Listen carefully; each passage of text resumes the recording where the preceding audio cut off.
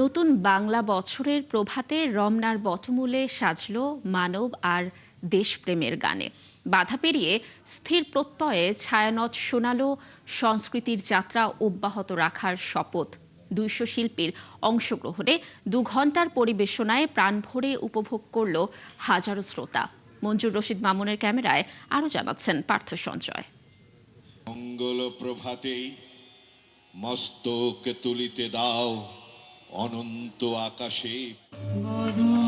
সে আকাশে ভোরের দেখা হয়তো মেলেনি, তবে রমনার বটমূলে ২০০ শিল্পীর পরিবেশনায় সুরের যে আলো ছড়িয়ে পড়েছিল তার দেখা চোখে মেলে না, মেলে হৃদয়ে, মেলে অন্তর্গত চেতনায়।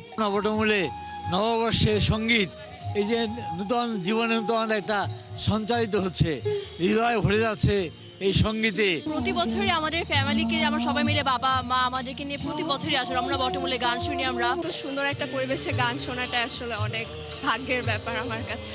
যুদ্ধ বন্ধ হোক, সারা বিশ্বে শান্তি কামনা করি। নিঃশঙ্ক চিত্তে সংস্কৃতি চর্চার প্রত্যয় এই সকালে যেন আরও দৃঢ়, আরও দৃপ্ত।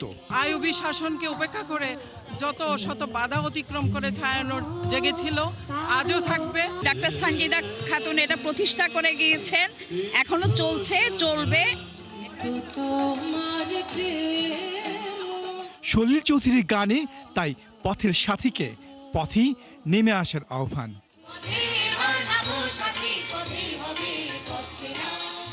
কথনে ছায়ানট সভাপতি শোনালেন বাধা পেরুনোর অভয় বাণী।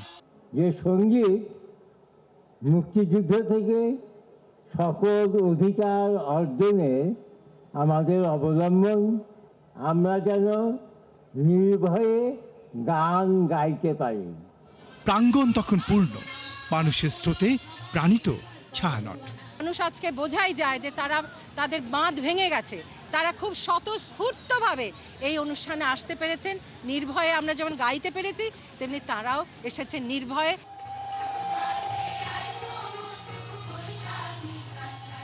ছয় দশকের দীর্ঘ যাত্রায় বারবার আঘাত এসেছে, ছায়ানট কখনই পিছু হটেনি।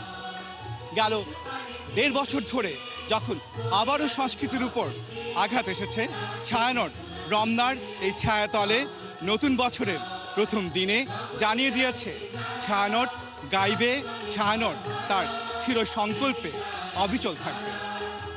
পার্থ সঞ্জয়, ৭১, রমনার ছায়াতল, ঢাকা।